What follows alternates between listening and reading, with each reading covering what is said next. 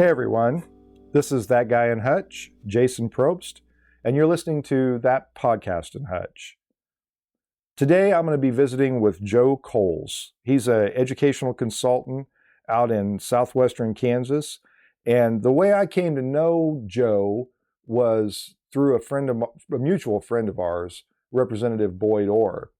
Back in October, Boyd gave me a call and said, Jason, we're doing something out here that I really want people to know about. And he wondered if I'd be interested in it. And I said, well, yeah, I'd love to learn about it. So come the end of October, I drove out to Sublette, Kansas, and joined Boyd and Joe and about 130 area high school students. And what they've done out there is really pretty remarkable to me. They identified a problem, and that's, no secret to anybody in Kansas that most of the rural areas of the state have been losing population for a number of years.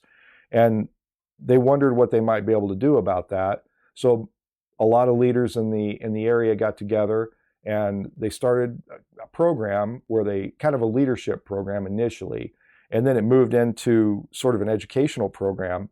But what it really is about is showing high school students what sort of careers might be available for them in Southwest Kansas and what sort of life they might be able to build in Southwest Kansas.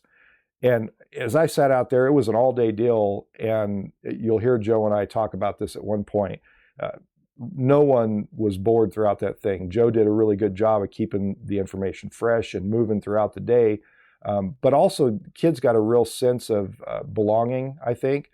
If they want a life out there, there's one for them, and there are people that are willing to help make that happen. And as far as helping them navigate their path through college, helping them find jobs at employers they might not have known existed in that area.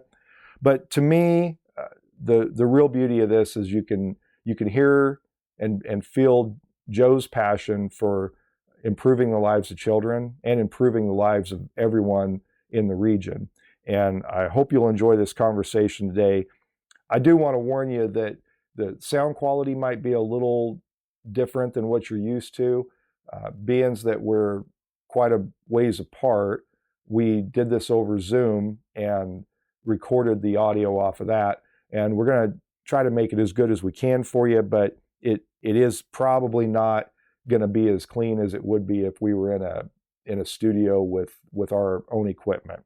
But I hope you'll enjoy this. I think that there are parts of Kansas that a lot of us don't get to very often, and I think sometimes we don't have quite enough appreciation for life in those areas and for the people in those areas and the work they do on a very regional and community and statewide basis to try to make life better and try to create something good.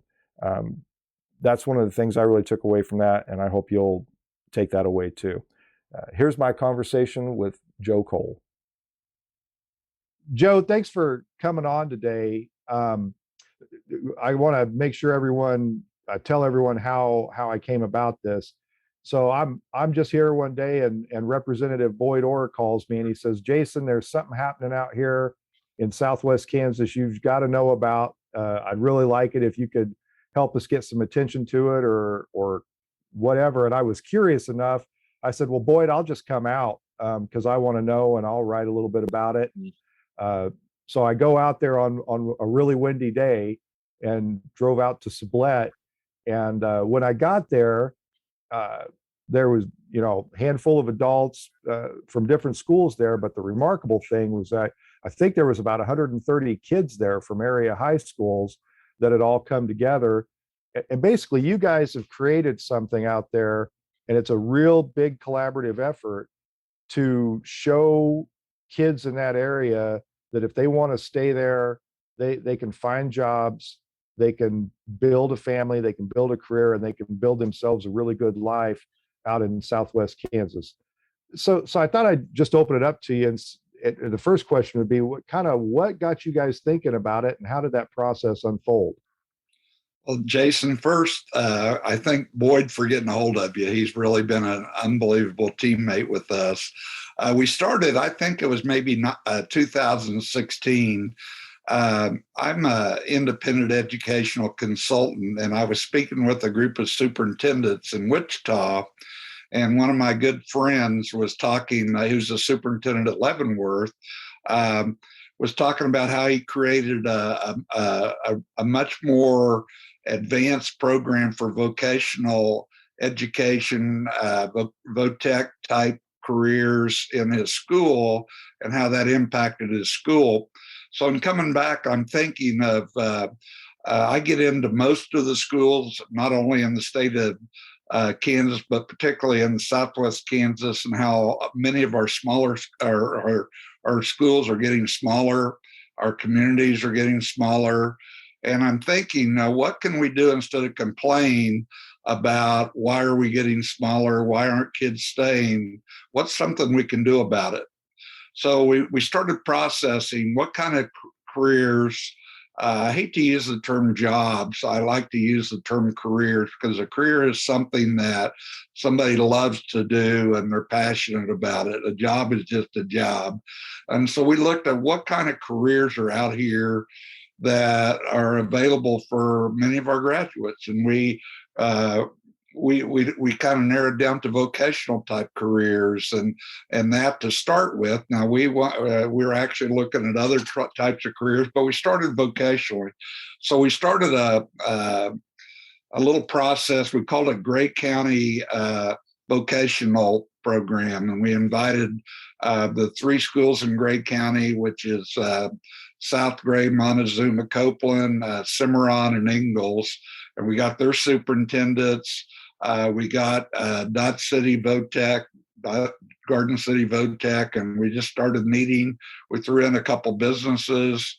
With that, Davis Electric was one, and we started brainstorming. We got people from the community. We brought in people from our nursing homes to everything. We just started brainstorming, and what can we do? And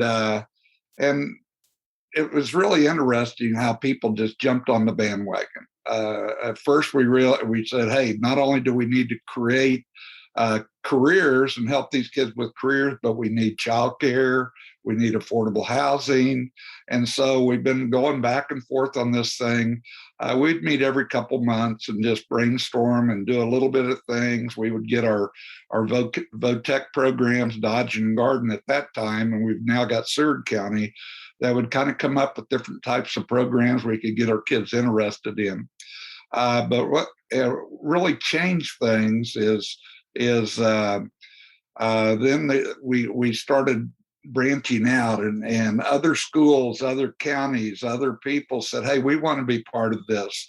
And then Tom Jones, who's with High Plains Feed Yards, and he's also on the Advantage Kansas committee that is the governor's put together. How do we keep our graduates in Kansas? And he jumped on board, and then Boyd Orr got there, and Jay's there, the superintendent at Montezuma South Gray. He got into it, and it just blew up. And we started coming up with ideas. The first thing we did is we had a day where we brought some leadership kids in to the High Plains Feed Yards. They have a facility that'll hold 200 people. And Tom said, you can use this anytime you want. And so we brought in a group of students. We brought in some vocational people just to visit with these students, see these students in action.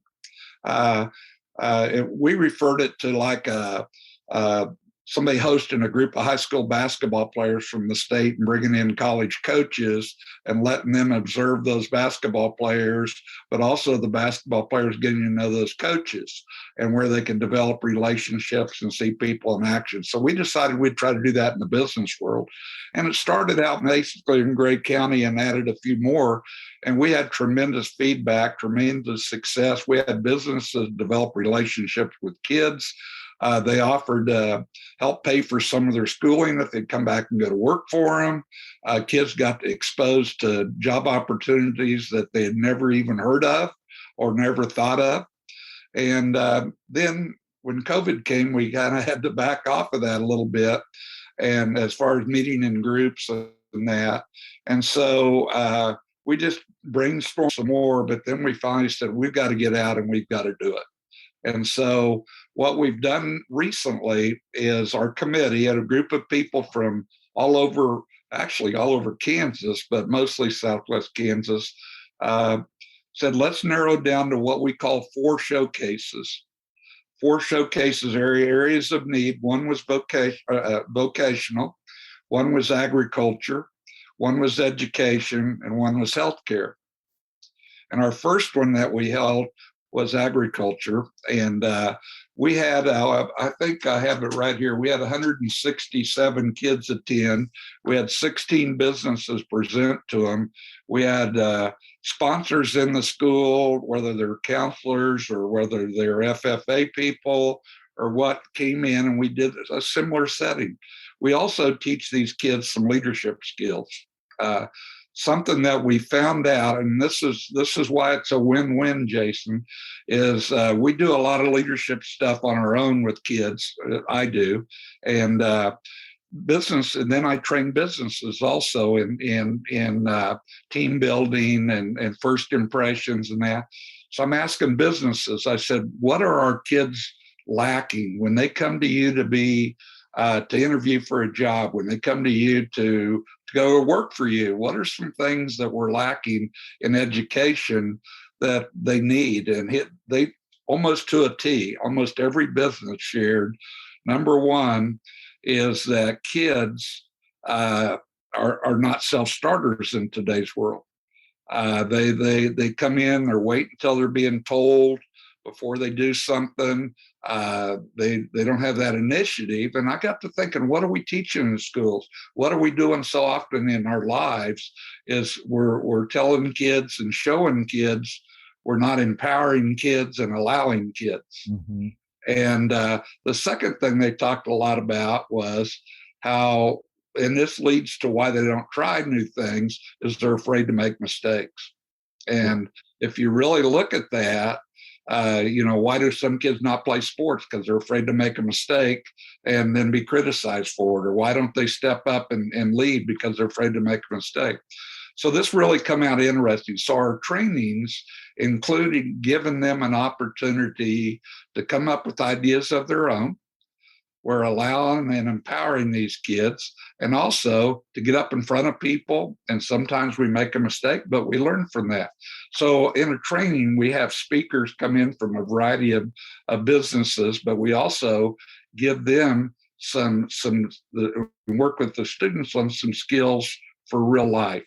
And so that's kind of how it got started. And so far this year, we've had, of those 4 showcases, our first one, like we said, was agriculture. Then you came to the education one, yep. And we had almost the same numbers there, almost 200 people total.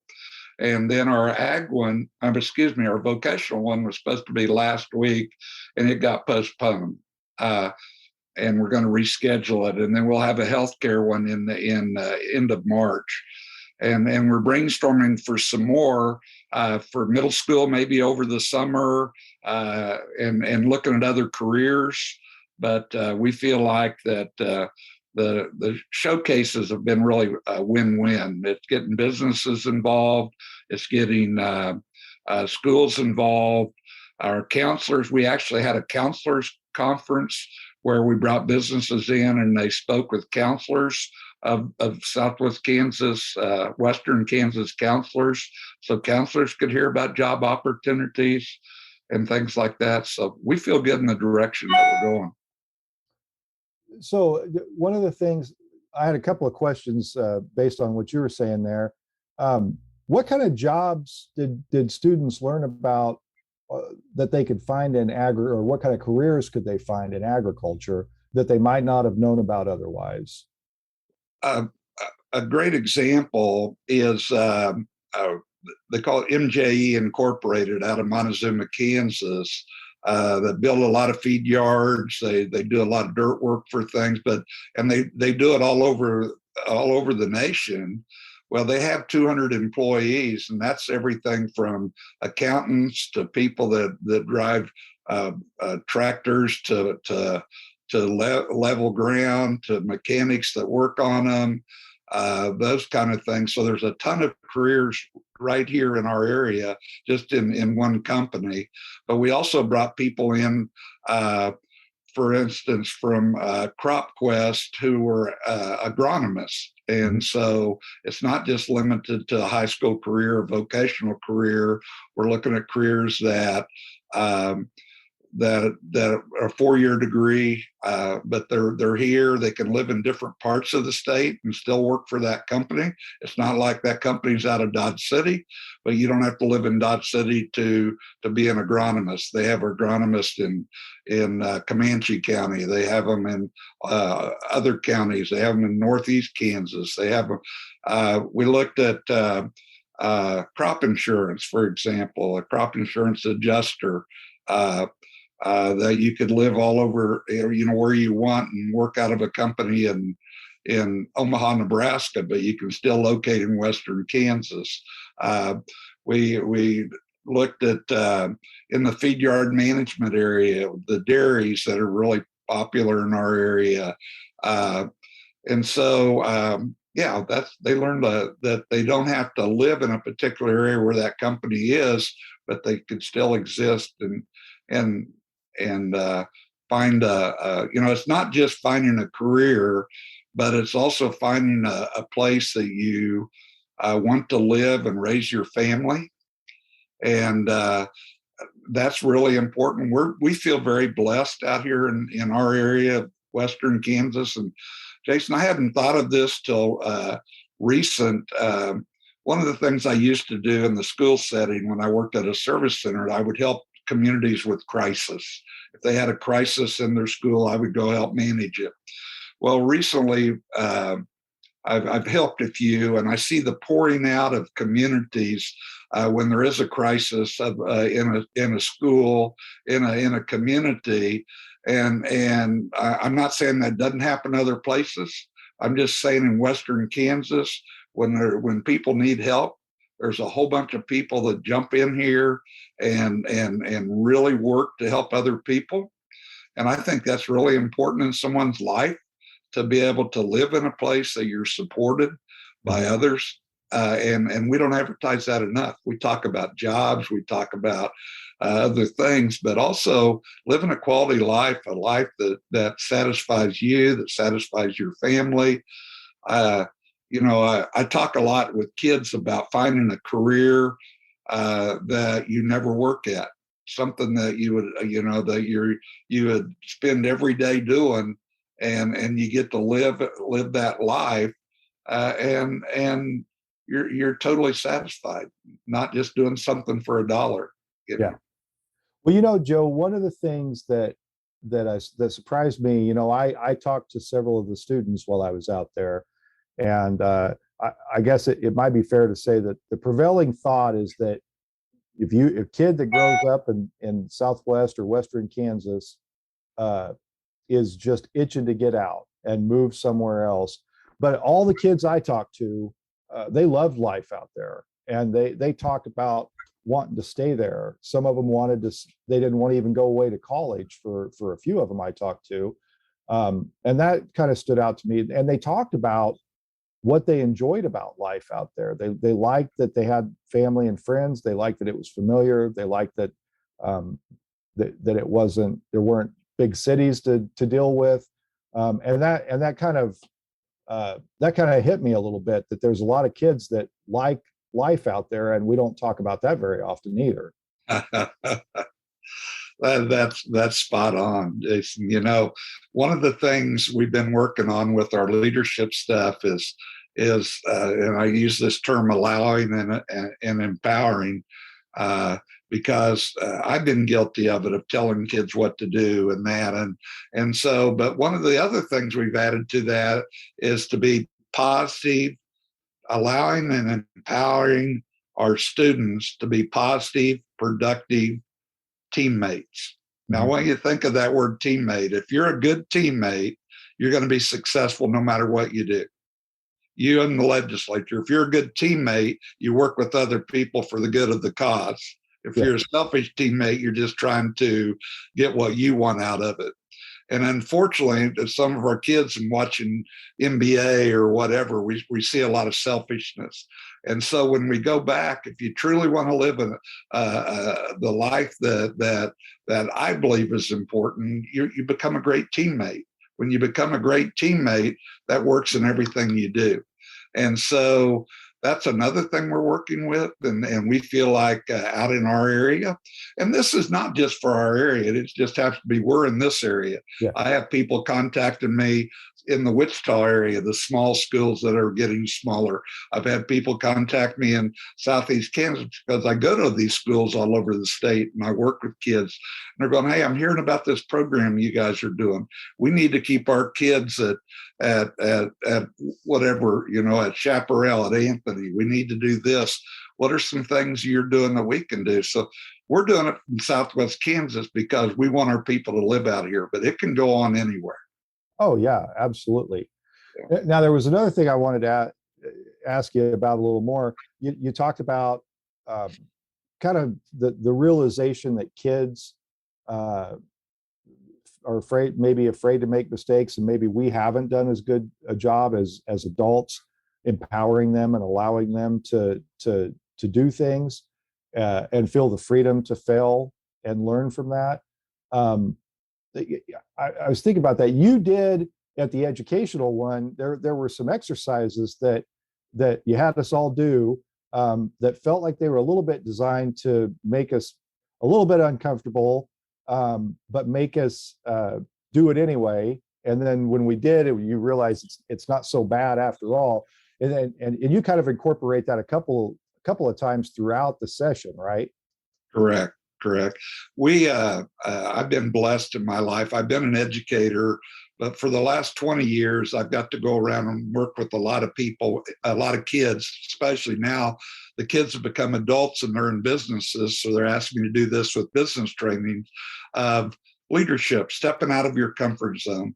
And the number one thing I hear back from them is, hey, Joe, you helped us step out of our comfort zone and grow. And we all know we don't grow unless we do that. And but you can't force it upon them. You've got a different strokes for different folks. Some people can do that gradually, and that. So yes, we do incorporate that into these. And not just what I'm presenting. A lot of our speakers, if you remember, did this very same thing, and we're very fortunate with that. I have businesses. Not only we have no budget, we have no income. We feed all the kids. We feed all of them the day of the thing. It's all volunteer. People have donated. The people that have been coming to these meetings. Everybody donates their time, and they're excited. And it's been interesting. Like the governor's committee, Advantage Kansas, we have several of the board members, or not board members, but people are on that committee that the governor put together. Cynthia Lane and Fred Dirksen, who's the superintendent at Dodge City, are co-chairing that committee.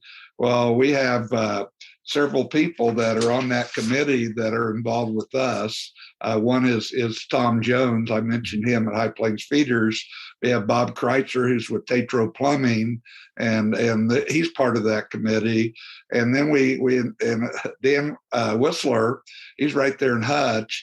That he started seeing, I posted something on Facebook or something. He saw what we're doing, and he said, "Hey, I want to be part of this. I want to do that." So, for a no staff, a no money, a no budget, we're making some strides.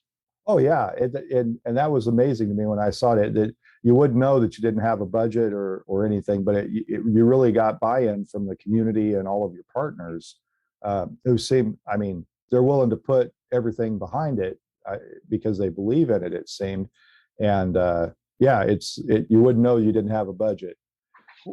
Well, talk to me a little bit. Another question on this, as you were talking about the ag element, and I remember this in the education, you're also kind of presenting to them the full spectrum of careers that are available. I think we sometimes get tunnel vision that if I'm going to go into teaching, I'm going to be a teacher. If I'm going to go into agriculture, I'm going to be a farmer.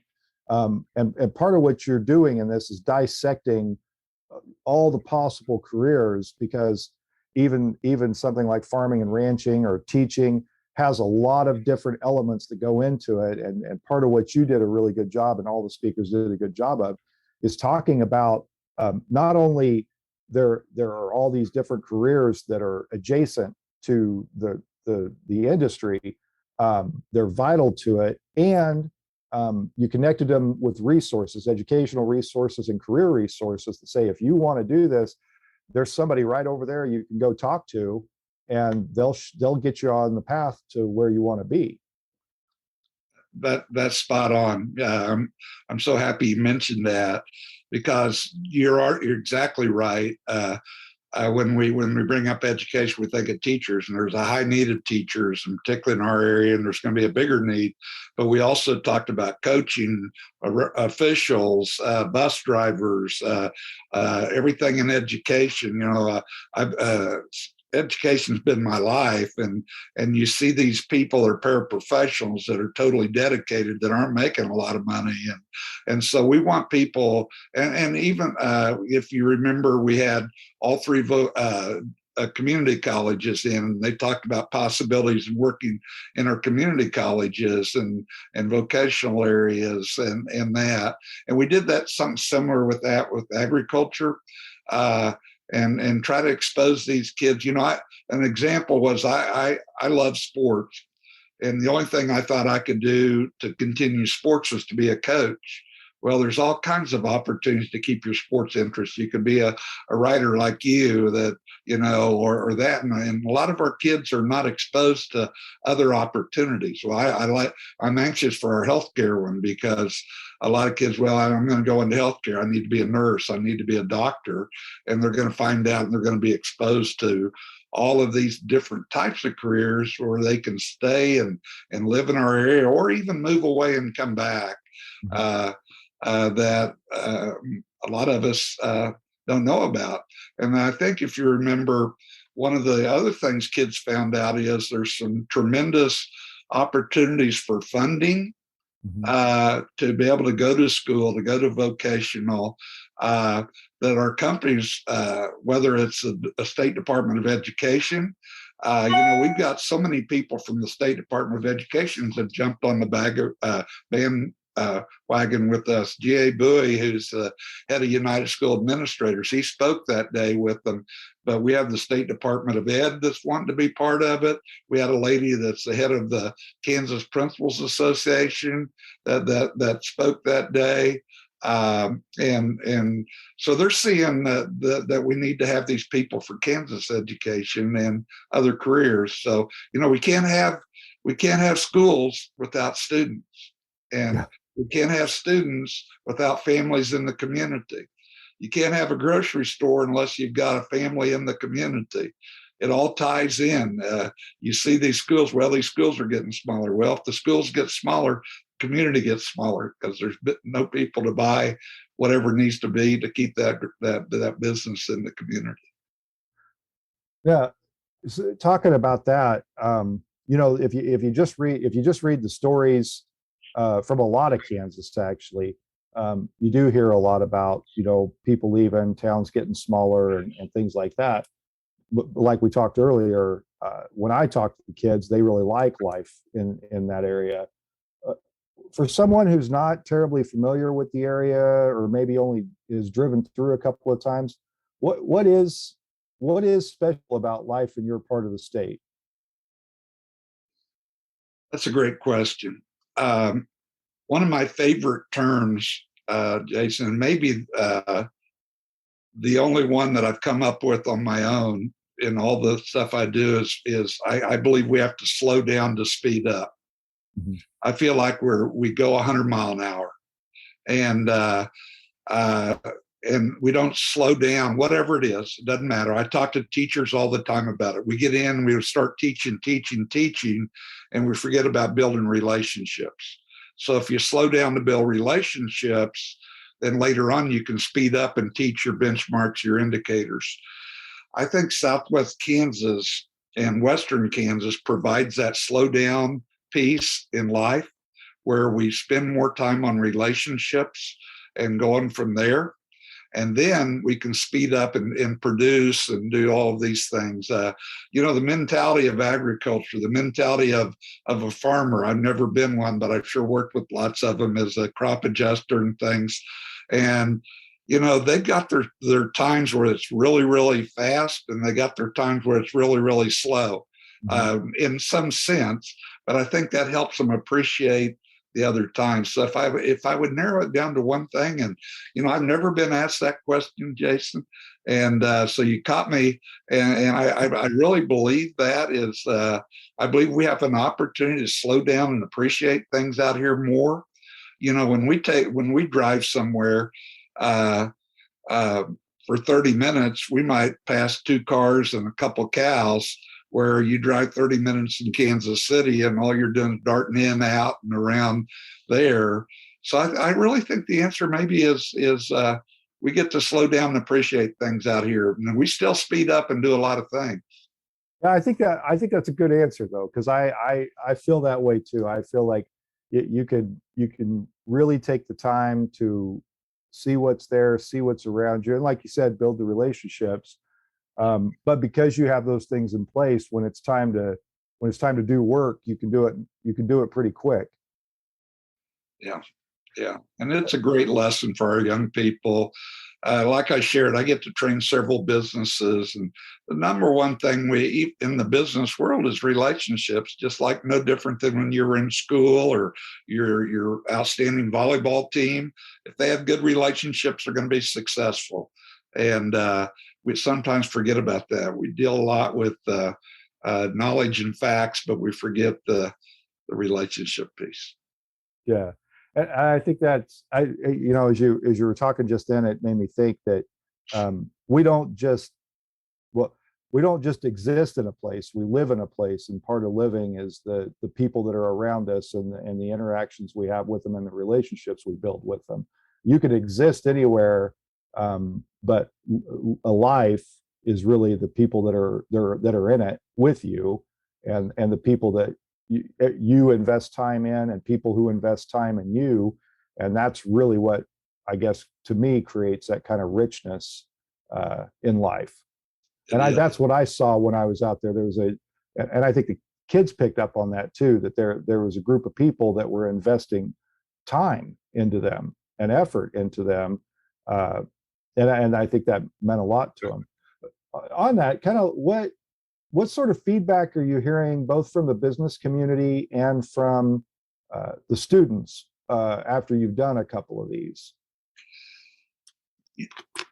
Great question. We've actually asked some of our sponsors of the kids they bring to get some feedback and send it to us, and we've gotten quite a bit. And not only do they love the day, they love the pace of the day where they get exposed to different types of things. They also get to learn a little bit internally.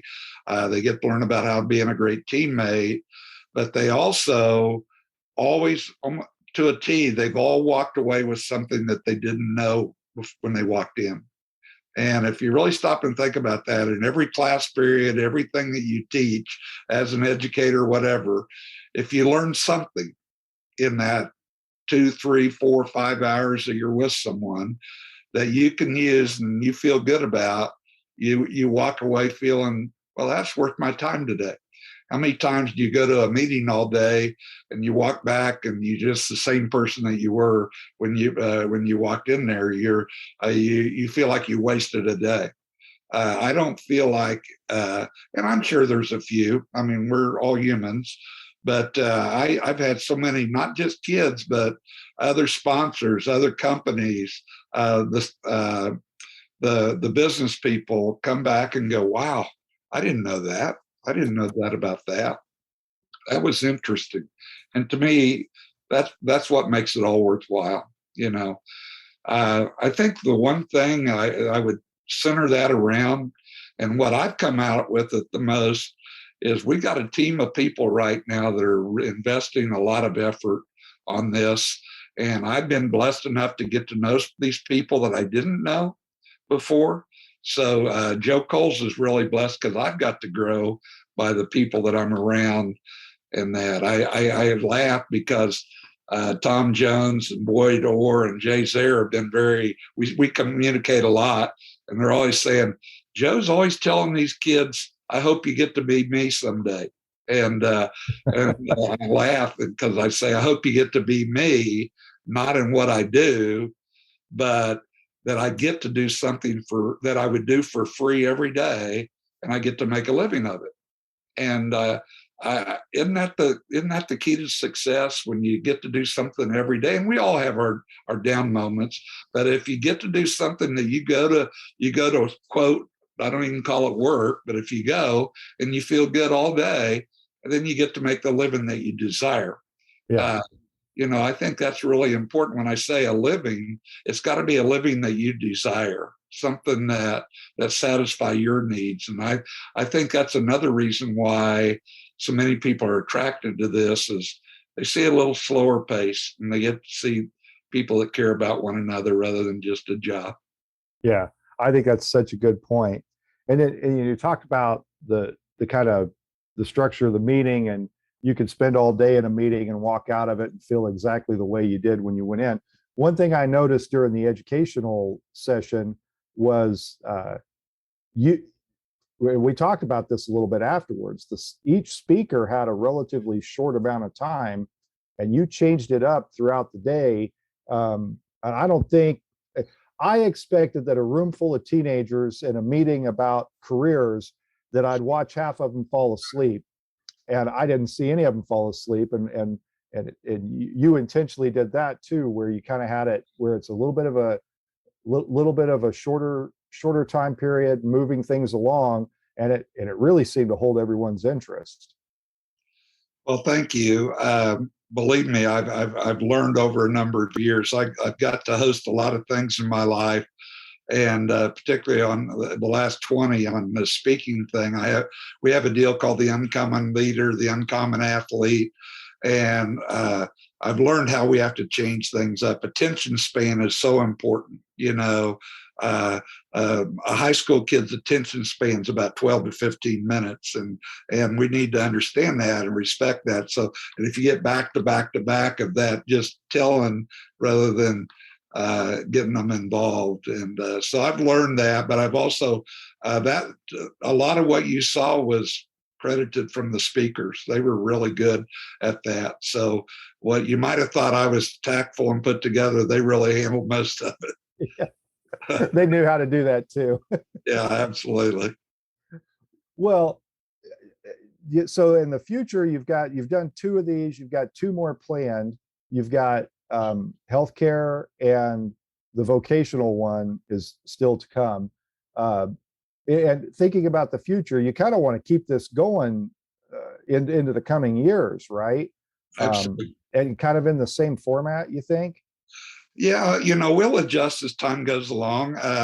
We get feedback. We're having a meeting Friday with as many as it can attend, just a Zoom meeting on what other ideas, and we're constantly looking to grow. One of the things I've had people say, how can we get junior high kids involved and get them thinking about this? And so we're going to talk about some ways to get junior high kids. In today's world, you've got to think about how can we transport them? How can we, have a meeting? And so we want to definitely get that involved. Another passion of mine, because of these things I told you with businesses, is called student-led, where students lead things, not just we adults, but get students involved. And this has turned out tremendous. We've got schools doing it. Well, I want to do that with this. So I hope to get it this spring, where we have a student-led team from a variety of schools that will meet with us and give us suggestions on the way they think we need to go next.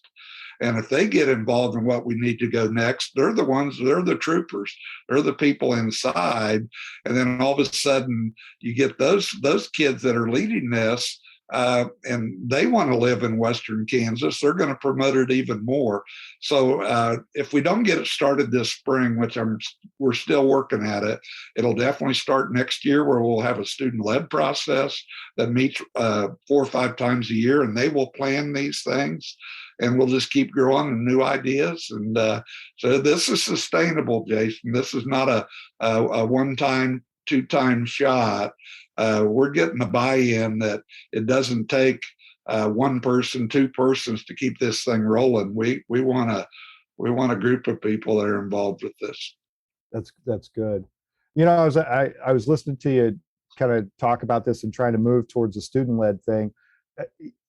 You know, there seems to be, or it's pretty easy to hear criticism and generalized complaints about the kids these days or whatever.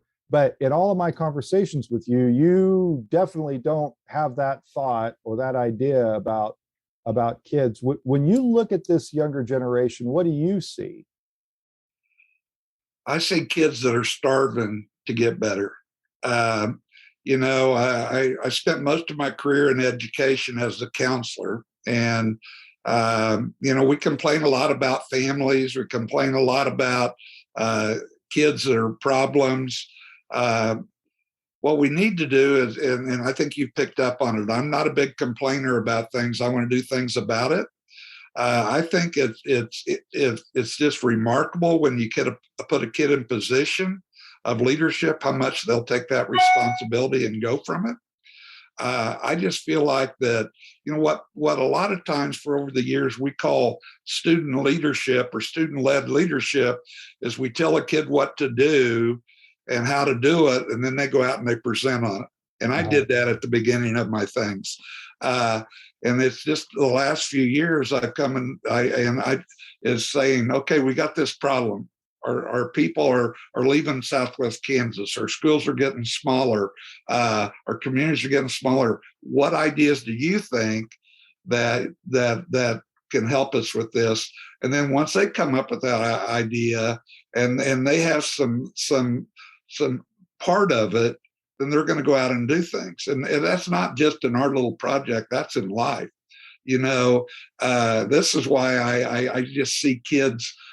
We were in Dodge City Leadership Kids the other day, and we're giving them an opportunity. They want to go down, these high school kids want to go down to the elementary schools and visit with kids about things like bullying, visit with kids about things on the moderation with technology. These are ideas that they came up with that they're going to go out and do something about, not something that we adults say, we got a problem with this, go fix it, you know, and here's how to fix it. And I think anytime it's just like you and I, if we get invested in something and have buy-in with something, we're more motivated to do something about it. Oh, absolutely. That's what we're trying to do with kids. That's good. Well, Joe, I think what you're doing out there is a really good deal, and I was glad that I got to go out and see part of it and see what you were doing, and I'm really looking forward to what you guys got coming around the corner. I'd like to thank a few of the people who've helped make that podcast in Hutch possible. My son Mitchell Probst wrote and recorded the music for the show. Jenny Brigette put together some great graphics and promotional art. And Chris Acker helps overcome my mistakes to produce a great sounding product every episode. That podcast in Hutch is made possible through a collaboration between the Hutchison Arts and Culture Collective and Salt City Sound. They're working to bring resources and infrastructure to support art, music, and storytelling in our community.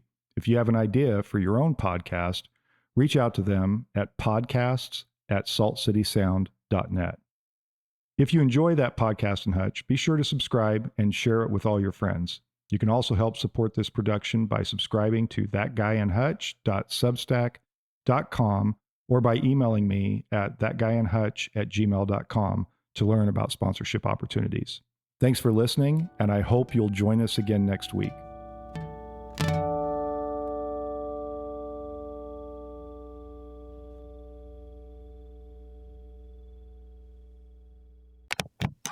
A Salt City Sound production.